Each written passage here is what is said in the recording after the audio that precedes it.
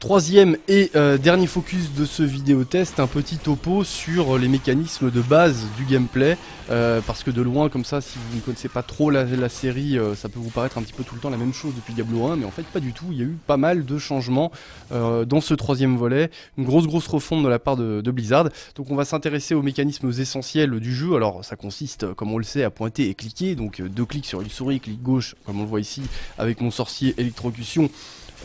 Et un clic droit, on va laisser ces morts vivants gentiment s'effondrer au sol avant de passer au clic droit avec le torrent arcanique. Donc voilà, ça c'est vraiment les deux attaques essentielles, celles sur lesquelles vous allez passer 80% de votre temps à cliquer comme un sourd.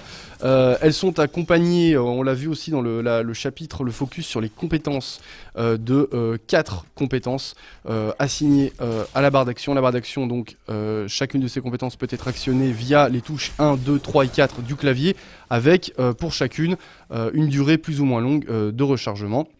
Ça, les joueurs de World of Warcraft par exemple connaissent bien ce système-là. Ensuite, il y a une autre chose qui a beaucoup changé dans le système de Diablo 3, c'est la gestion des soins. Alors les potions, on le voit, n'ont plus du tout la même importance parce qu'elles ont une recharge. Maintenant, c'est un peu comme une compétence.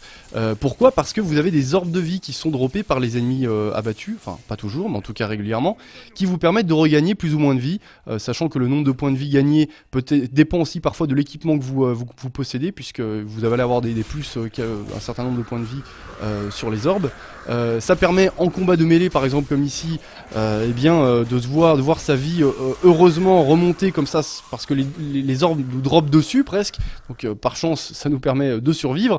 Ça n'est pas craqué du tout, je vous rassure, hein, on prie plus sauce qu'autre chose d'avoir ces orbes. Donc là, le système de compagnons, on en a parlé tout à l'heure, vous en avez 3, le brigand, le templier et l'enchanteresse, avec pour chacun des compétences, c'est l'essentiel de leur force.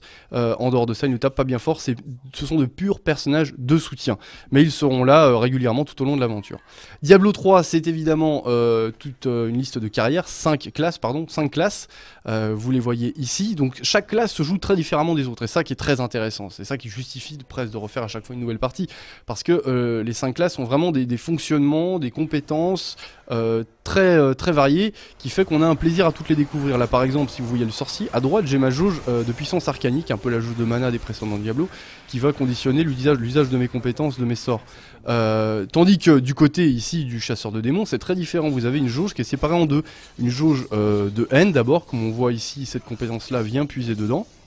Et sur la droite, on va voir ça tout de suite, une jauge qui conditionne l'usage des compétences dites tactiques pour le chasseur de démons. Alors les compétences tactiques, par exemple celle-ci, la téléportation, qui vous permet d'esquiver un petit peu les attaques adverses et qui vient puiser dans l'autre jauge. Bref, un exemple parmi d'autres, mais il y a une vraie diversité dans ces classes et c'est plutôt une très bonne chose.